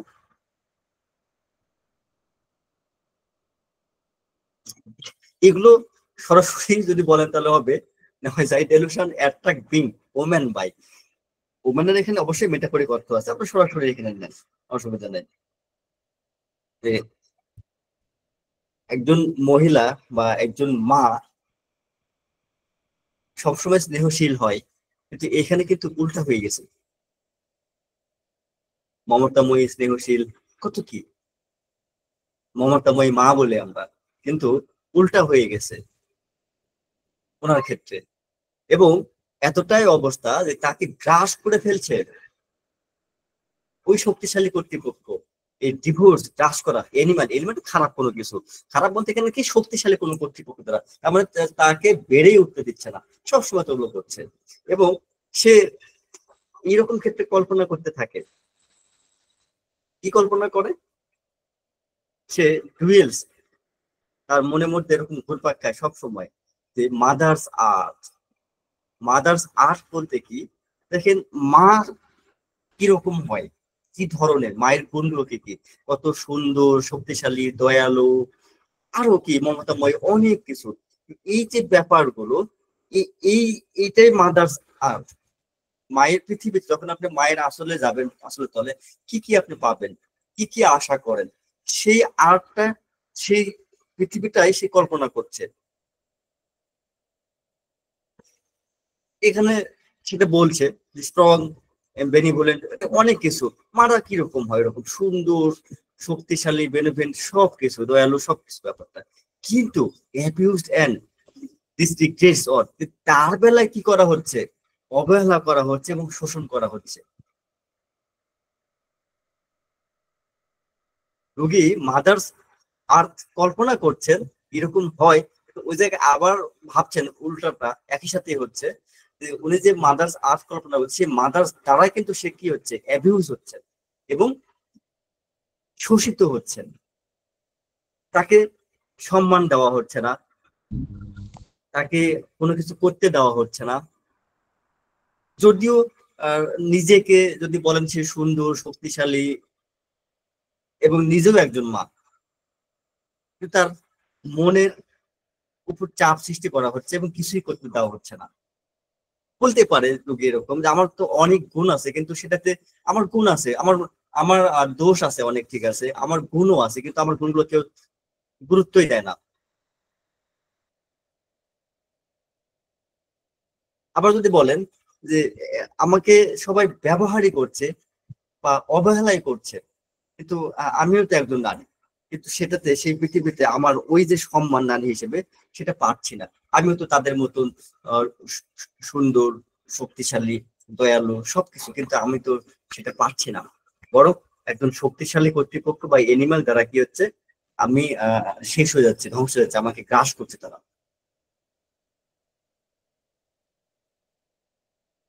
শেষের দিকে ছিল একদম, শুনেছেন যে এমনকি নিজের মতন করে কাউকে কিছু দেবে সেটা পারে না। উনি বলছেন আমাদের আসলে বাড়িতে প্রচুর সবজি হয়, আমাদের আম বাগান আছে, কলা আছে, অনেক কিছু আছে। এগুলো এমন একটা ব্যাপার যেগুলো পচে যায়, কিন্তু তার সামনে কাউকে দিতে পারি না। চুরি করে দিলে ব্যাপারটা আলাদা, কিন্তু সামনাসামনি দিতে পারে। এমনকি তার যে শাশুড়ি কথা বললেন, মেজ শাশুড়ি, তো শ্বশুর গত হয়েছেন, মেজ শ্বশুর, তার ছেলে একটু পাগল টাইপের, তাদের আর্থিক অবস্থা মানে ওরকম না, ওরকম সংগতিপূর্ণ না। তো সে যদি মনে করে তাকে কিছু একটা দেবে, দিতে পারেন না। যদি তাকে জিজ্ঞেস করেন, শাশুড়িকে জিজ্ঞেস করেন আমি এটা দেবো, না দিতে হবে না, তুমি ওদের কাছে কি পেয়েছো যে তুমি ওখানে দেবে, এরকম ব্যাপারটা। তো চান, ওনার মন কিন্তু দেখেন কাঁদে। উনি ভাবেন, দেখেন এখানে বলে দিচ্ছেন যে আমি মনে করি যে আমি তো সেটা দেখতে পারি না, আমি এটা দেখতে পারি না যে পচে যাচ্ছে, খাক, মানুষ খাক, আমি মানুষকে দিই, খাক, কিন্তু হয় না সেটা। আমি তো আসলে ওনার মতন মানে চলতে পারি না, বা আমি মনে করি যে আমি আমার ওভাবে চললে হবে না। উনি তখন কি করেন, ওভাবে নিজের মতন করে দেওয়ার চেষ্টা করেন লুকিয়ে। তবে যেই ধরা পড়ে তখন কিন্তু ছোট বড় কথা অনেক কিছু করতে হয়, অনেক কিছু সামনাসামনি আসতে হয়, উনি পারেন না। এই যে এখানে যে মাংস রান্না বললেন, মাংস রান্না করেছে তাকে দেবে, সেটা কিন্তু পাচ্ছেন না। কিন্তু ওনার মন কিন্তু দেখেন কাঁদে, তার শাশুড়ি বিধবা শাশুড়ি, তার ছেলে হলো একটু পাগল টাইপের। তাহলে দেখেন এইখানে মূলত শাশুড়ি তার কাছে কি, তার কাছে তার ছেলে মেয়ের মতন সে স্নেহ করে, অ্যাফেকশনের এই জায়গায় প্রচুর পরিমাণে অ্যাফেকশন বা সিম্প্যাথি, এরকম ব্যাপার। এখানে অনেকগুলো রূপ আমরা নিতে পারি। কেমন হতে পারে? দেখেন প্রথম রূপ বিশ্বাস নিয়েছি ডেলুশন, হ্যান্ড বাউন্ড, তার হাত বাঁধা আছে। কে বেঁধে রেখেছেন? শাশুড়ি, হাত বাঁধা। সিম্প্যাথেটিক, সিলডেন টু, ওই যে শাশুড়ি বা তার যে হলো দেবরের কথা বলা হলো, সেই ব্যাপারগুলোতে প্রচুর পরিমাণ তার তো কিছু নেই, মানে যদি বলেন তাহলে ওদের আর্থিক সংগতিটা খুব খারাপ, নেই, অসঙ্গতিপূর্ণ, তাহলে সেই ব্যাপারটাই উনি খুব সেন্সিটিভ, যে ওরা চাইলে খেতে পারে না, আমার আছে, আমার নষ্ট হচ্ছে, আমি দিই তাদের। তার নিজের ছেলে মেয়ের মতন কেউ তাদেরকে দেখার চেষ্টা করেন। এবং যেমন দেখেন একজন মা তার বাচ্চা কাঁদলে যেমন সেন্সিটিভ হয়, দৌড় মেরে হাতের কাজ ফেলে চলে আসেন, ব্যাপারটা ঠিক ওই রকম। এটা একটু গভীরে নেওয়া হয়ে গেছে, সেন্সিটিভ ক্রাইং অফ চিলড্রেন। উনি মূলত সিম্প্যাথেটিক, উনি মানে মায়ের যে গুণ থাকার দরকার, মাদার্স আর্থ যে কল্পনা করেন, উনি ওর মধ্যে আছেন, কিন্তু তার হাত বাঁধা, রোগীর হাত বাঁধা, উনি কিছু করতে পারেন না। সিম্প্যাথেটিক হওয়ার পরও কিছু করার নেই তার। তো এই মূলত আরো অনেক রূপ চলে আসে এই কেসে, একটা পুরো জার্নির মতন হয়ে গেছে। এই কেসটা প্রায় আমরা 1 ঘন্টার মতন দেখেছি। প্রথম ভিডিওটা দেখেছিলাম আপনারা, মোটামুটি সেখানে 32 মিনিট ছিল, পরে ভিডিওটা প্রায় 6 মিনিট। মাঝে আরো কিছু কথা ছিল, সেটা আমরা রেকর্ড করতে পারিনি। আমরা অনেক শুনে এই সিদ্ধান্ত এসেছি। ওষুধটা কি আমার মনে হয় আপনারা বুঝে গেছেন, এখানে লেখা হয়নি। মেডিসিন হলো পজিট্রন।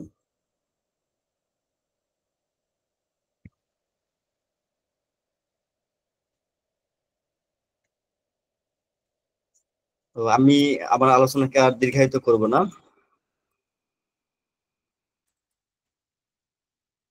এখানে শেষ করতে চাচ্ছি। দুলাল দা, দুটো প্রশ্ন ছিল। হ্যাঁ করেন।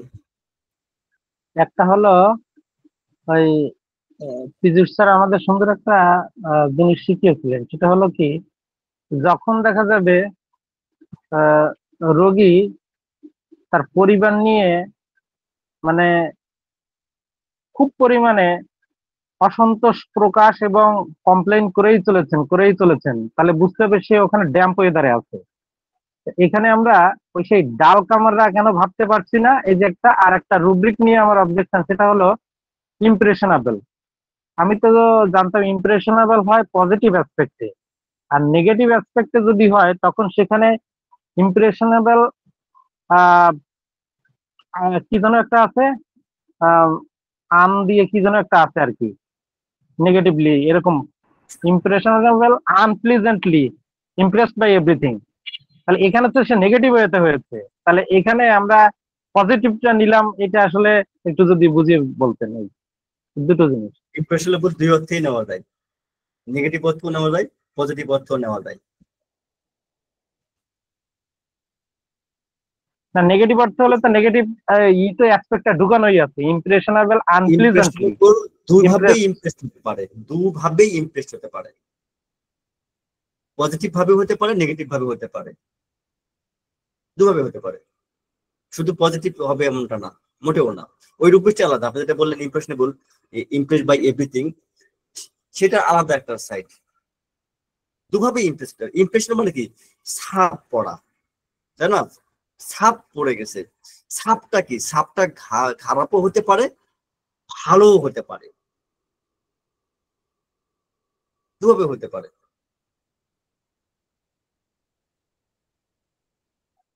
আচ্ছা গুড, এটা বুঝলাম। তাহলে এটা আমি ওই ডাল কামারার সেটটা মাথায় ডালকে আমরা কেন, ঢুকতেছে।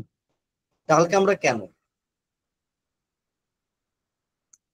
মানে ফ্যামিলির কথা বললেই ড্যাম্প ওয়েদার হবে কেন?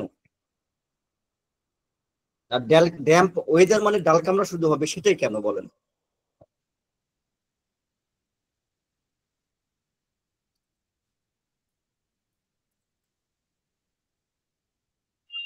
আচ্ছা, এ কি এলিমেন্টস ফ্রম ডোমিনেশনে ছিল না?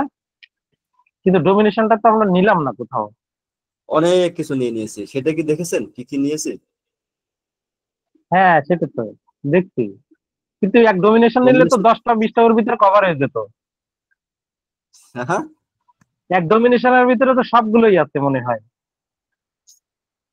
আমি যদি শুধু এখানে শেষ 24টা নেই, ডেলুশন, হ্যান্ড বাউন্ড একটা, আর একটা রুব্রিক্স ওই যে নিজের মধ্যেই থাকতে হচ্ছে, ওই ডিলুশন প্রিজন। প্রিজনটা তো আছেই, প্রিজনটা তো নিতেই পারেন। আর একটা কি রুব্রিক্স লক দিলাম, ট্যাবে উইদিন হারসেলফ, ডিলিউশন লক ট্যাবে উইদিন হারসেলফ। এই রুব্রিক্সটা দেখেন,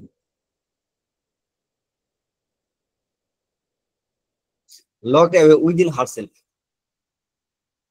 আর কিছু লাগবে দেখেন তো,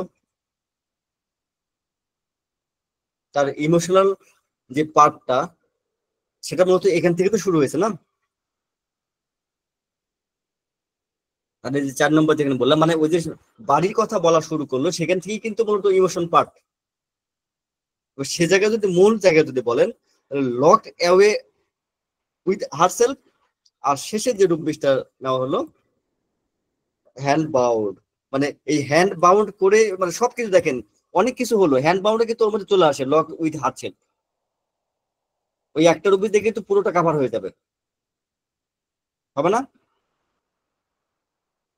হ্যালো, আমি একটুখানি অ্যাড করব। হ্যাঁ করেন। আমার বেরিয়েছিল লাইসিন, ঠিক আছে, সেটা তো হলো, ভুল হয়ে গেছে আমার। আমি লক জটা ধরে লাইসিনে ঢুকে গিয়েছিলাম। আর একটা মেডিসিন আমার বার হয়েছিল এই পজিট্রনি, কিন্তু অন্যভাবে।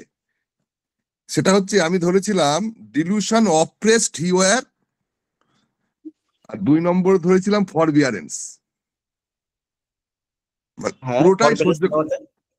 পুরোটাই সহ্য করে গেল লাইফে, কিন্তু আমার ফার্স্ট টার্গেট ছিল লাইসিন হবে, যাই হোক ওটা তো ভুল হয়েছে।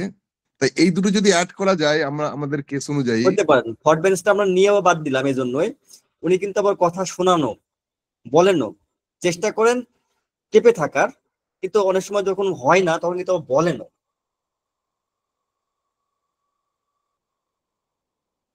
একসময় কিন্তু ওটা বলেছেন উনি।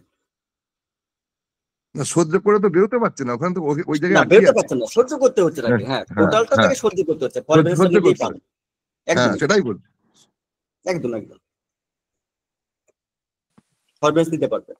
এবং অপ্রেসড হিওয়ার হয়ে এটা কি দেখেন, আমরা যেমন পারসুইট রূপবিশটা প্রথম নিয়েছিলাম, হি ওয়াজ অপ্রেসড হিওয়ার, এটা কিন্তু হয়ে আসছে, পারসুইট হয়ে আসছে, এখন কিন্তু পারসিকিউট হয়ে যাচ্ছে,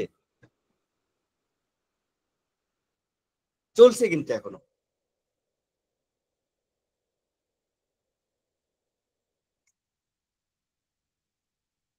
দাদা এই রুব্রিকটা একবার বলবেন, delusion body seized up and turn into stone will.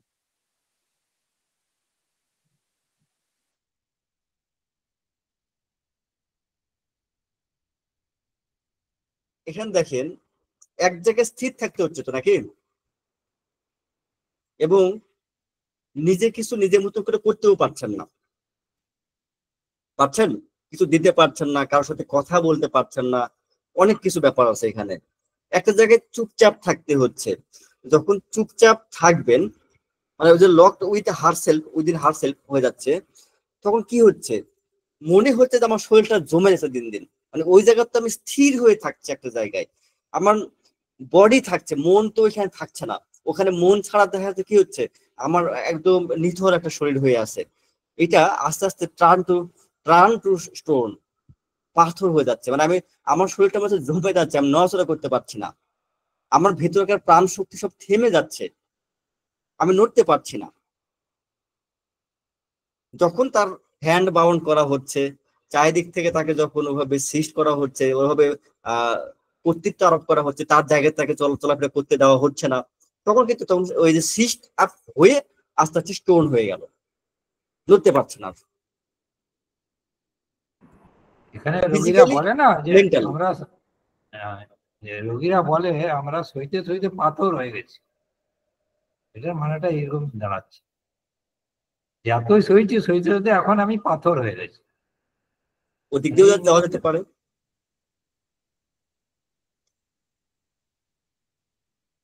তো আমরা অনেকটা সময় পার করে চলে আসছি। আমি সরাসরি পীযূষ স্যারকে অনুরোধ করব আজকের ক্লাসের পর্যালোচনা করে সমাপ্তি ঘোষণা করার জন্য।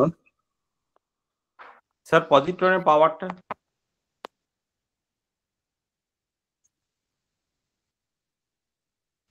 আমরা 1M দিয়েছিলাম, এখানে পাওয়ারটা খুব বিষয় না, কিন্তু আমরা প্রত্যেকবারই বলি এটা নিজের মতন করে দিতে হবে। স্যার কি আছেন? হ্যাঁ, ধন্যবাদ ত্রয়ীকে এবং মধ্যমণি দুলালকে, এবং যেরকম ভাবে এই কেসটাকে ইলাস্ট্রেশন করা হয়েছে এবং যেসব রুব্রিক্স গুলোকে ধরা হয়েছে ম্যাক্সিমামই সবার কাছে নতুন লাগবে, এবং ধারাবাহিক যে সমস্ত চিন্তা ভাবনা বা ধারাবাহিক যে সমস্ত রুব্রিক গুলোকে আমরা ধরি সেইগুলোর বাইরে গিয়ে একটু চিন্তা ভাবনাটা একটু অন্যরকম ভাবে করা হয়েছে। এর জন্য আরেকবার ধন্যবাদ জানাই। প্রথম কথা হচ্ছে যে এই রুগীটার মধ্যে তার ফিলিংসটা কি সেটা হচ্ছে মেইন জায়গা। তার রোগের যে ইস্যুটা সেটা হয়েছে ডিউ টু ডমিনেশন, এটা ঠিক আছে, কিন্তু পেশেন্টটা নিজেকে কি ভাবছে, পেশেন্টটা এই মুহূর্তে নিজেকে যে ভাবছে সেই যেন জেলে বন্দি হয়ে রয়েছে, সেই যেন নড়াচড়া করতে পারছে না, সে আস্তে আস্তে যেন পাথরে পরিণত হয়ে যাবে, এবং তার করার থাকলেও মাংস দিতে ইচ্ছা করলেও সে মাংস দিতে পারছে না, তার হাত বাঁধা রয়েছে। এবং প্রত্যেকটা রুব্রিক্স একদম কেসটার সাথে জীবন্ত হয়ে উঠেছে। আমাদের যেটা থাকবে মানে চিন্তা ভাবনা থাকবে এই রুব্রিক্স গুলোকে আমাদের এই ধরনের যে কেস আসবে তা নয়, পেশেন্টের যে কথাগুলোকে বলেছে সেই কথা রূপান্তরিত রুব্রিক্স যেগুলো কিভাবে রুব্রিক্সে গেল, কথাটাকে রুব্রিক্সে ট্রান্সফার হলো, সেই ব্যাপারগুলোকে কিন্তু আমাদেরকে মাথাতে রাখতে হবে। যদিও অনেক বিশাল প্রচুর রুব্রিক্স এখানে বলেছেও, অত হয়তো মাথায় থাকবে না, কিন্তু বারবার যদি পড়াশোনা করা হয় তাহলে মাথায় থাকবে। কিন্তু সবচেয়ে এখানে দুটো রুব্রিক্স কিন্তু খুব বড় গুরুত্বপূর্ণ। একটা হচ্ছে সে ইমপ্রেজনমেন্টে আছে, সে জেলখানায় আছে, আর একটা হচ্ছে সে নিজে লক হয়ে আছে। এই দুটো হচ্ছে পুরো কেসটার সারবস্তু। কেস থেকেই কিন্তু সমস্ত কিছু, সে তার রোগটা কিছু হচ্ছে না, রোগটা চলেই যাচ্ছে, পার্সিভ হয়ে যাচ্ছে, রোগটা তাকে সমানে কষ্ট দিয়ে যাচ্ছে, এর থেকেই কিন্তু আদার সমস্ত রুব্রিক সমস্ত কিছু এখান থেকেই সৃষ্টি। আপনারা যারা এখানে আমরাও কিন্তু স্যার অতটা ধরিনি স্যার, আমরা ধরার সময় কয়েকটা মেডিসিনের মধ্যে ডিডি করেছিলাম, লাস্টে ওই গুরুত্বপূর্ণ রুব্রিক গুলো ধরেছিলাম। এই রুব্রিক গুলো পাশাপাশি সবগুলোই এই পেশেন্টের পরিপ্রেক্ষিতে বোঝানোর সুবিধার্থে রুব্রিক গুলো সবাইকে পজিট্রন সম্পর্কে আলোচিত করা হলো, আলোচনায় আনা হলো এবং সবাইকে পরিচিত করা হলো এই কেসে। হ্যাঁ হ্যাঁ, আমি সেটা বুঝেছি।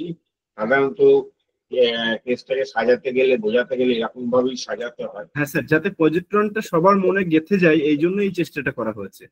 একদম একদম একদম একদম। আর আপনারা যারা চেষ্টা করেছেন তাদের মধ্যে আমি একটুখানি দু এক কথা বলে শেষ করে দেবো। এক নম্বর হচ্ছে দুলাল আমাদের ভূপেশ স্যার প্রথমে বলেছিলেন here pain of pain unbearable that will become. রুব্রিক্সের ফিলিংস গুলোকে কিন্তু বুঝতে হবে। পেইন অফ পেন আনবিয়ারেবল, আনবিয়ারেবলটা আন্ডারলাইন করতে হবে। ফিলিংসটা কোন জায়গায়, fear pain of pain unbearable, এই ধরনের রুব্রিক্স গুলোকে ধরবেন, কিন্তু এটা ফিজিকো মেন্টাল রুব্রিক্স। আপনার যেখানে ইমোশনটাকে পাবেন, যেখানে আপনি ইমোশনটাকে বেশি পাবেন পেশেন্টের মধ্যে, ওই রুব্রিক্স গুলোকে একটুখানি সাইড করবেন। যে জায়গায় ইমোশনটাকে বেশি আছে সেই ইমোশনটাকে বেশি গুরুত্ব দেওয়ার চেষ্টা করবেন, এক নাম্বার। দুই নম্বর হচ্ছে হ্যাঁ সে ডমিনেশন হয়েছে, অনেকদিন ধরে সে ডমিনেশন আর শুনে কিছু কিছু গন্ধ ছিল, কিন্তু তার আদার্স অন্যান্য রেসপন্সিবিলিটি বা ইত্যাদি এ সমস্ত গুলা, কিন্তু এইগুলোর চেয়েও কিন্তু আসল ফিলিংসটা হচ্ছে তার ইমপ্রিজনমেন্ট। আর ক্যালকামারার যে ফিলিংসটা, ক্যালকামারার ফিলিংস হচ্ছে সে ফ্যামিলি কন্ট্রোভার্সি নিয়ে সে প্রথম থেকে বলে যাবে ফ্যামিলি কন্ট্রোভার্সি কি হচ্ছে, বাড়িতেই হচ্ছে, সেই হচ্ছে, সে কিন্তু সেই ব্যাপারটার মধ্যে কিন্তু সেন্টার্ড হয়ে থাকবে, সে ওই জায়গাটা থেকে বেরোতে পারবে না। That is the dampness. এই জায়গায় পেশেন্টের মধ্যে কিন্তু অনেক রকম শেড আছে, প্রচুর শেড আছে এই মেডিসিনের এই পেশেন্টের কেসটার মধ্যে। যেহেতু 1 ঘন্টার কেসটা ছিল এবং প্রচুর শেড আছে, সুতরাং আমি বলবো এদের 3 জনের চিন্তা ভাবনা যথার্থ, খুব সুন্দরভাবে এগিয়েছে।